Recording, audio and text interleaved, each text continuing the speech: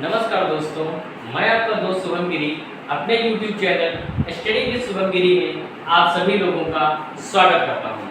मेरा सबसे पहले आप सभी लोगों से वीडियो को शुरू करने से पहले निवेदन है कि अगर अभी तक आपने मेरे चैनल को सब्सक्राइब नहीं किया है तो प्लीज़ चैनल को सब्सक्राइब कर दीजिए और वीडियो को लाइक नहीं किया है तो प्लीज़ वीडियो को लाइक कर दीजिए और वीडियो को पूरा अंत तक देखिएगा, क्योंकि आने वाले एग्जाम की दृष्टि से TET, super TET, C TET, राजस्व लेखपाल, उत्तर प्रदेश पीसीएस 2022 इन सभी परीक्षाओं की दृष्टि से आज की हमारी वीडियो बड़ी ही इंपॉर्टेंट होने वाली है। और आज की वीडियो में हम बात करेंगे पर्यावरण की, और आज की हमारी पर्यावरण की दूसरी क्लास है और इसमें हम मुख्य रूप से बात करेंगे वन स्थिति रिपोर्ट 2021 के बारे में, और उसके बाद का जो हमारा चैप्टर है वो है खाद्य श्रृंखला। तो इन दो टॉपिक्स की चर्चा आज की इस वीडियो में हम करेंगे। चलिए आज की वीडियो को हम शुरू करते हैं। तो आज की वीडियो में सबसे पहले हम बात करेंगे भारत की वन स्थिति रिपोर्ट 2021। इस टॉपिक को शुरू करने से पहले मैं एक बात आपको दोस्तों बता दूं, ये एक ऐसा टॉपिक है जहां से 100% क्वेश्चन आने की संभावना बनी रहती है, इसीलिए आप बड़े ध्यान से मेरे द्वारा बताए गए बिंदुओं को ध्यान देंगे तो यकीन मानिए परीक्षा की दृष्टि से आपकी जीएस बड़ी ही मजबूत होगी। चलिए, सबसे ज्यादा एग्जाम में पूछा जाने वाला पहला सवाल यही है कि जो वन स्थिति रिपोर्ट है इसे कौन जारी करता है दोस्तों। तो याद रखिएगा, जो वन स्थिति रिपोर्ट है वो केंद्रीय पर्यावरण, वन और जलवायु परिवर्तन मंत्रालय जारी करता है। तो याद रखिएगा दोस्तों कि यह जो रिपोर्ट जारी करता है वो केंद्रीय पर्यावरण, वन एवं जलवायु मंत्रालय जारी करता है। इसके बाद जो एग्जाम में आने वाला सवाल है कि वन संरक्षण अधिनियम कब पारित हुआ था। तो याद रखिएगा दोस्तों, वन संरक्षण अधिनियम जो पारित हुआ था वो 1980 में पारित हुआ था। मेरे ख्याल से अगर क्वेश्चन आ जाए तो बिल्कुल मत गलत करिएगा कि वन संरक्षण अधिनियम कब पारित हुआ, 1980, क्योंकि कई लोग पर्यावरण संरक्षण अधिनियम लगा देते हैं 1986। तो याद रखिएगा वो पर्यावरण संरक्षण अधिनियम है 1986 और ये है वन संरक्षण अधिनियम 1980। ठीक है दोस्तों, तो अगर आपसे सवाल पूछ ले कि वन संरक्षण अधिनियम कब पारित हुआ, तो वन संरक्षण अधिनियम पारित हुआ था 1980 में और अभी 2021 में इसमें एक संशोधन भी किया गया है।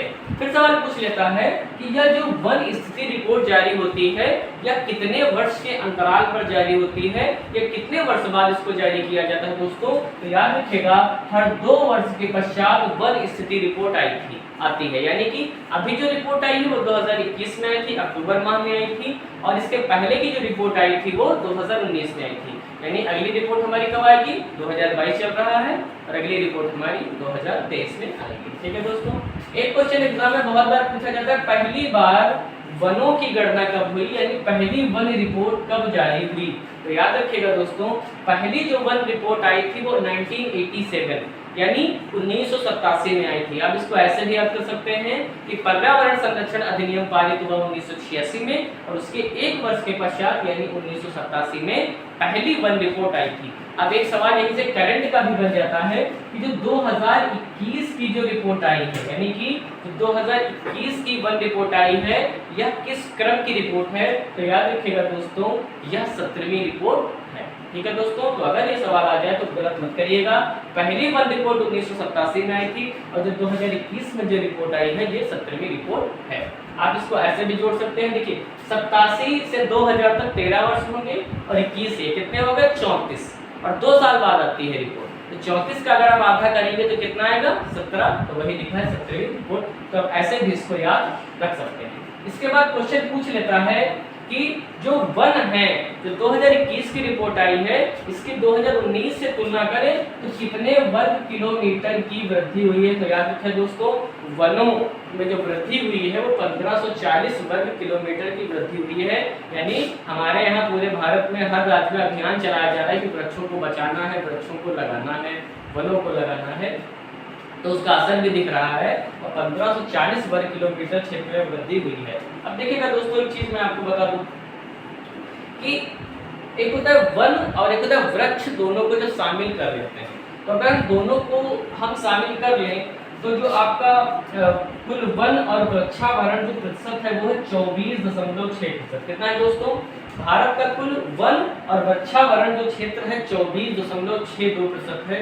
तो अगर एग्जाम में सवाल आए तो बिल्कुल मत गलत करिएगा कि कुल वन एवं वृक्षावरण जो प्रतिशत है तो 24.62% है। और वृक्ष और वन दोनों में वृद्धि की बात करें तो 2200 वर्ग किलोमीटर की वृद्धि हुई है, जिसमें से मैंने अभी बताया 1540 वर्ग किलोमीटर की जो वृद्धि है वो सिर्फ वनों की है, और अगर इसमें वृक्षों को भी हम शामिल कर लें तो 2261 वर्ग किलोमीटर की वृद्धि हो जाती है।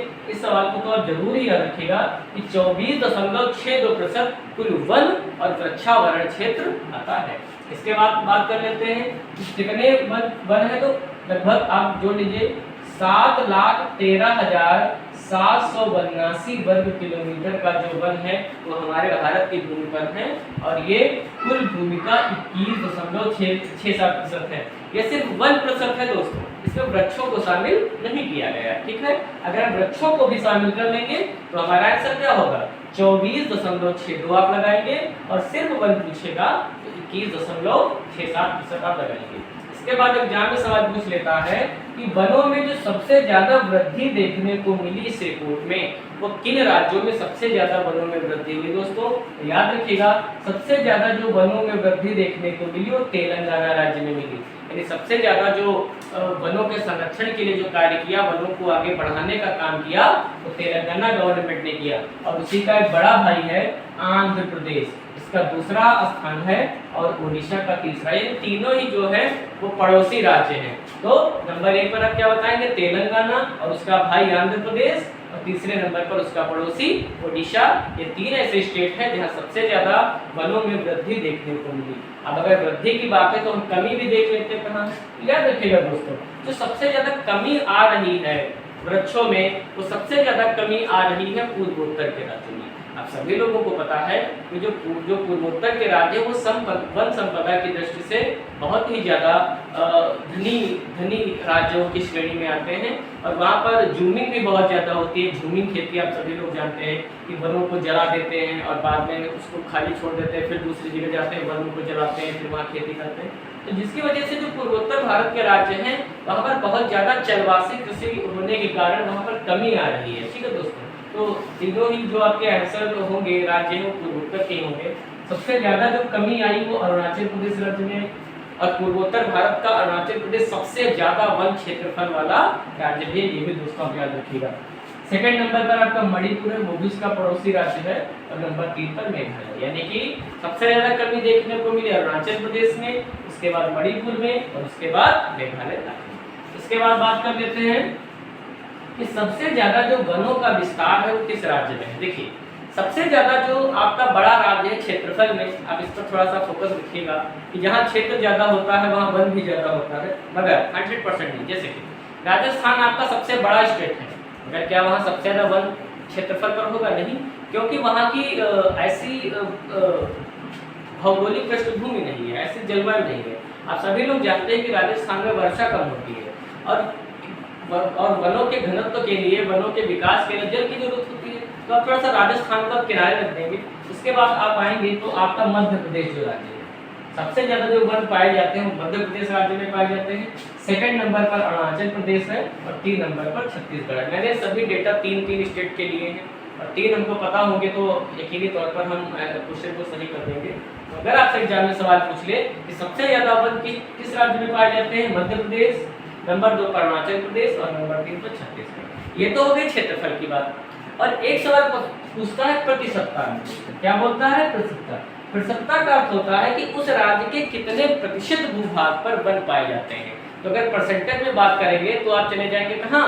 पूर्वोत्तर भारत की तरफ, क्योंकि वहाँ पर 80%, 90%, 85% लगभग भू पर वन पाए जाते हैं। और आप ये क्वेश्चन तो सभी लोगों को पता होगा, जो सबसे ज्यादा वन प्रतिशत वाला जो आपका स्टेट है वो है मिजोरम। क्या है दोस्तों? मिजोरम में सबसे ज्यादा वन प्रतिशत पाया जाता है। सेकंड नंबर पर आपका आता है अरुणाचल प्रदेश, और थर्ड नंबर पर आता है मेघालय। इन तीनों ही पूर्वोत्तर भारत के राज्य हैं। तो अगर आपसे सवाल एग्जाम में पूछ ले सबसे ज्यादा वन प्रतिशत किस राज्य में है, तो आप मिजोरम बताएंगे, नंबर 2 पर अरुणाचल प्रदेश बताएंगे, नंबर 3 पर आप मेघालय बताएंगे। इसके बाद थोड़ी सी चर्चा मैंग्रोव वन की कर लेते हैं। देखिए मैंग्रोव वन होते क्या है? देखिए मैंग्रोव वनों की जो उत्पत्ति मानी जाती है वो भारत में ही मानी जाती है, मलाया क्षेत्र में। मलाया क्षेत्र आप जानते हैं, जो आपका म्यांमार और बंगाल की खाड़ी वाला जो क्षेत्र है, मलाया क्षेत्र इसको हम बोलते हैं। और यहाँ पर मैंग्रोव वनों के लिए जो जलवायु है वो पूरी अनुकूल पाई जाती है। और जो मैंग्रोव वन है वो उष्णकटिबंधीय और उपोष्णकटिबंधीय क्षेत्रों में ज़्यादा पाए जाते हैं। और आपको पता है भारत भी उसी क्षेत्र में आता है। और जो अगर इसकी तुलना 2019 की रिपोर्ट से करें तो 17 वर्ग किलोमीटर की जो वृद्धि है वो मैंग्रोव वनों में देखी गई, यानी कि 17 वर्ग किलोमीटर मैंग्रोव वनों में वृद्धि हुई। और अब ये बढ़कर हो गई है 4992 वर्ग किलोमीटर मैंग्रोव वन हो गए हैं। और ये एग्जाम में बहुत बार एग्जाम में पूछा गया है कि सबसे ज्यादा जो मैंग्रोव वन पाए जाते हैं वो किस राज्य में पाए जाते हैं। तो याद रखिएगा सबसे ज्यादा जो मैंग्रोव वन पाए जाते हैं आपके तो पश्चिम बंगाल राज्य में पाए जाते हैं। चलिए दोस्तों, तो मेरे ख्याल से आपको जो वन स्थिति रिपोर्ट है यहाँ के जो महत्वपूर्ण सवाल है वो पता चल गए होंगे। और यकीन मानिए अगर यहाँ से सवाल आएगा तो आप बिल्कुल भी गलत नहीं करेंगे। और मेरा आपसे निवेदन है कि अगर अभी तक आपने मेरे चैनल को सब्सक्राइब नहीं किया है तो प्लीज़ सब्सक्राइब कर दीजिए, और वीडियो को लाइक नहीं किया है तो वीडियो को लाइक कर दीजिए, और बेल आइकन जरूर दबा दीजिए ताकि नोटिफिकेशन आपको मिलती रहे मेरे वीडियोस की। तो चलिए अब हम थोड़ा सा पारिस्थितिकी की तरफ बढ़ते हैं और अन्य सवालों की चर्चा कर लेते हैं। एक सवाल एग्जाम में बहुत आता है, विश्व का विशालतम पारिस्थितिकी तंत्र कौन सा है। तो याद रखिएगा दोस्तों, समुद्र। विश्व का सबसे बड़ा पारिस्थितिकी तंत्र भी समुद्र है और स्थायी पारिस्थितिकी तंत्र भी समुद्र ही है, क्योंकि इसमें जल्दी परिवर्तन आसानी से होता नहीं है, क्योंकि समुद्र स्थायी एक पारिस्थितिकी तंत्र है और यह विश्व का सबसे बड़ा पारिस्थितिकी तंत्र है। तो ये कई बार एग्जाम में सवाल आया है, दोबारा कभी रिपीट हो तो आप गलत मत करिएगा। विश्व का विशालतम जो पारिस्थितिकी तंत्र है वो समुद्र है। इसके बाद थोड़ा सा पोषण स्तर की चर्चा कर लेते हैं। खाद्य श्रृंखला सभी लोग जानते हैं, और खाद्य श्रृंखला से सवाल तो बिल्कुल टेट, सीटेट, सुपर टेट में तो बिल्कुल तय है आना, इसलिए आप लोग तो बहुत ही महत्वपूर्ण ध्यान दीजिएगा। यहाँ से 100% सवाल मिलेगा, और पीसीएस प्री 2022 वाले भी बड़ा अच्छे से ध्यान देंगे। तो देखिएगा पोषण स्तर होता है। देखिए पोषण स्तर का मतलब ये होता है कि दुनिया में जितने भी जीव हैं वो अपने जीवन निर्वाह के लिए अपने शरीर को ऊर्जावान बनाए रखने के लिए ऊर्जा ग्रहण करते हैं, और जो ऊर्जा का ग्रहण होता है वो हर प्रकार के जीव अलग अलग तरीके से करते हैं। तो इसी का अध्ययन जो हम करेंगे वो पोषण स्तर में करेंगे। तो जो पोषण स्तर की जो शुरुआत होती है सबसे पहले वो होती है हरे पेड़ पौधों से। इससे होती है हरे पेड़ पौधों से होती है, और इनको उत्पादक बोलते हैं। क्या बोलते हैं दोस्तों?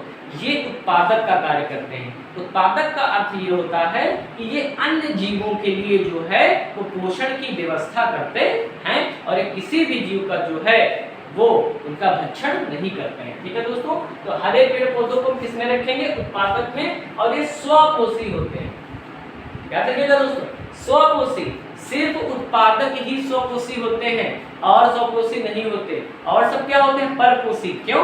क्योंकि ये अपने भोजन के लिए अन्य जीवों पर निर्भर करते हैं। तो याद रखिएगा दोस्तों, जो स्वपोषी होते हैं वो सिर्फ उत्पादक होते हैं, यानी हरे पेड़ पौधे होते हैं। फिर इसके बाद अब मान लीजिए हम किसी घास का उदाहरण लेते हैं। अब समझिएगा, तो घास हमारी क्या हो गई? हरे पेड़ पौधों में आ गई, उत्पादक में आ गई, स्वपोषी में आ गई। इस घास को खाएगा कौन? सपोज करिए इस घास को खाएंगे शाकाहारी जीव। अब शाकाहारी जीव में आप कोई भी एक उदाहरण ले सकते हैं। चलिए हम एक बकरी का उदाहरण लेते हैं। ठीक है दोस्तों, तो बकरी क्या हो गई? बकरी हो गई शाकाहारी, यानी कि प्राथमिक उपभोक्ता। प्राथमिक उपभोक्ता कौन होते हैं? जो हरे पेड़ पौधे यानी उत्पादकों का जो सेवन करते हैं। तो बकरी किसका सेवन कर रही है? बकरी सेवन करे उत्पादकों का, यानी हरी घास का। ठीक है, अब ये डिपेंड किस पर है? ये स्वयं पर तो डिपेंड है नहीं, ये डिपेंड किस पर है? ये डिपेंड है उत्पादकों पर, यानी ठीक है दोस्तों, इसलिए इसको हम क्या बोलेंगे? विषमपोषी। ये अपना भोजन स्वयं नहीं बना पा रही है। ठीक है, इसके बाद देखिए जो बकरी है इसको खाएगा कौन? सपोज करिए कोई शेर खाएगा, कोई कुत्ता खाएगा, या कोई बिल्ली खाएगी। तो किसमें आएंगे? ये मांसाहारी में आएंगे दोस्तों। किसमें आएंगे? मांसाहारी में आएंगे, और ये द्वितीयक उपभोक्ता होंगे, यानी कि जो प्राथमिक उपभोक्ता को जो खाएंगे, जो बकरी को जो खाएंगे वो क्या कहलाएंगे? द्वितीय उपभोक्ता और ये भी क्या होंगे, विषमपोषी, क्योंकि ये भी अपना भोजन स्वयं नहीं बना पा रहे हैं, ये भी दूसरे जीव पर निर्भर हैं। और इसके बाद अंत में आते हैं शीर्ष मांसभक्षी, यानी कि जो सभी का सेवन करते हैं, सभी को खा लेते हैं, और इसमें हम मनुष्य को शामिल करते हैं, इंसान को शामिल करते हैं। और ये तृतीय उपभोक्ता है, क्योंकि ये द्वितीय उपभोक्ता का सेवन कर रहा है, और इसको भी हम विषमपोषी में रखेंगे, क्योंकि ये भी अपना भोजन स्वयं नहीं बनाता है और अपने भोजन के लिए किसी दूसरे पर निर्भर करता है। तो मेरे ख्याल से आपको एक खाद्य श्रृंखला समझ में आई होगी, और इसी का एक्सप्लेनेशन हम आगे के चैप्टर में करेंगे। एक क्वेश्चन आपका बहुत है डीडीटी से आता है, तो सबसे पहले तो डीडीटी का फुल फॉर्म कई बार एग्जाम में पूछा गया है, तो सबसे पहले हमको फुल फॉर्म इसका जानने की जरूरत है। फुल फॉर्म क्या होता है, डी फॉर होता है डाइक्लोरो, डी फॉर याद रखिएगा क्या होता है, डाइक्लोरो। फिर डी है तो फिर डी से कहता है डाइफिनाइल, देखिए दोनों में डाई डाई है, डाइक्लोरो डाइफिनाइल ट्राइक्लोरोइथेन। तो याद रखिए थोड़ा सा कठिन है, लंबा है, लेकिन इतना भी कठिन नहीं कि याद ना किया जा सके। तो डीडीटी का फुल फॉर्म दोस्तों याद रखिएगा, बहुत इंपॉर्टेंट है, डाइक्लोरो डाइफिनाइल ट्राइक्लोरोइथेन डीडीटी का फुल फॉर्म होता है। और इसका जो प्रयोग किया जाता है वो कृषि क्षेत्र में ज्यादातर किया जाता है, कीटनाशकों के लिए किया जाता है। मगर इसकी एक विशेषता डीडीटी की ये होती है कि यह जल और मिट्टी में रह जाता है, जिसकी वजह से कि जब किसी फसल का उत्पादन होता है तो उस फसल के माध्यम से यह मनुष्य के शरीर के अंदर पहुंचता है और मनुष्य को कैंसर जैसी घातक बीमारी हो सकती है। ठीक है दोस्तों, और डायबिटीज का भी शिकार वह मनुष्य हो जाता है। तो याद रखिएगा दोस्तों, डीडीटी का फुल फॉर्म भी याद रखिएगा, किस लिए प्रयोग किया जाता है, कीटनाशक के रूप में प्रयोग किया जाता है, ये भी याद रखिएगा। इसके बाद बात कर लेते हैं पारिस्थितिकी पिरामिडों की। इस वीडियो में हम आपको सिर्फ इतना बताएंगे कि पारिस्थितिकी के जो पिरामिड होते हैं कितने प्रकार के बनते हैं। पिरामिड तो आप जानते हैं, ठीक है दोस्तों, पिरामिड है, इसमें हम बात करेंगे कुछ पिरामिड सीधे बनते हैं, कुछ पिरामिड उल्टे। दो ही प्रकार के दोस्तों पिरामिड बनेंगे, या तो सीधे बनेंगे या उल्टे बनेंगे। ठीक है, तो ये कितने प्रकार के पिरामिड होते हैं तो याद रखिएगा। एक होता है संख्या पिरामिड, ठीक है दोस्तों, दूसरा होता है बायोमास पिरामिड, और तीसरा होता है ऊर्जा का पिरामिड। ठीक है दोस्तों, पिरामिड कितने प्रकार के हम पढ़ेंगे, संख्या का पिरामिड, बायोमास का पिरामिड, ऊर्जा का पिरामिड। संख्या मतलब संख्या के आधार पर जीवों की, बायोमास का मतलब उनके भार के आधार पर, और ऊर्जा का मतलब, ऊर्जा तो आप सभी लोग जानते हैं कि ऊर्जा का जो स्थानांतरण होता है उसमें कमी होगी या वृद्धि होगी, इसका भी अध्ययन हम करेंगे। तो आज की वीडियो आपको कैसे लगी कमेंट बॉक्स में आप जरूर बताइएगा। और अंत में फिर से मेरा आपसे निवेदन है कि अगर आपको वीडियो अच्छी लगी हो तो प्लीज़ मेरे चैनल को सब्सक्राइब कर दीजिए, लाइक कर दीजिए, और शेयर भी करते रहें अपने दोस्तों में, और उनको बताएं मेरे चैनल के विषय में, ताकि हमारा चैनल आगे बढ़ सके और ज़्यादा से ज़्यादा हम आपको अच्छी चीज़ें बता सकें। और इन्हीं शब्दों के साथ मैं अपनी वाणी को विराम देता हूँ। रात में 8 बजे मिलेंगे अपने क्वेश्चन आंसर सेशन में। तब तक के लिए आप लोग खुश रहें, मस्त रहें, स्वस्थ रहें, और मेरे साथ बोलिए जय हिंद, जय भारत।